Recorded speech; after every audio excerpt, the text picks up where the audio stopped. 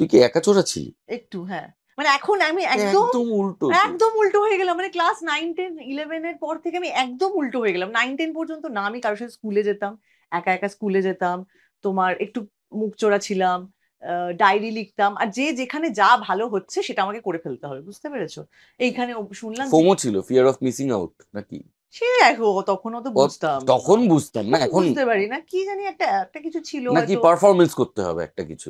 একটা ওরকম কিছু করতে হবে আর একটা ভালো কিছু করতে হবে। হুম। মানে ধরো কেউ একটা বললো যে ডায়েরি লিখতে হয়, আমিও ডায়েরি লেখা শুরু করলাম। সেই লেখার অভ্যেসটা হলো, মানে এখনো পর্যন্ত সেই অভ্যেসটা আছেই আর জানি কি। আমি। ঠিক আছে, তো সেই একটা এরকম একটা অভ্যেস হলো।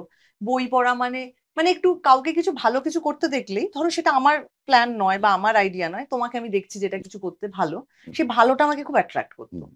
তো আমিও সেরকমই একটা কিছু করা এটা শুরু তো খুব করেছিলাম। ভালো একটা জিনিস আমি বলবো। ভালোই মানে ভালোই মানে ভালোই, হ্যাঁ, খারাপ নয়। হ্যাঁ।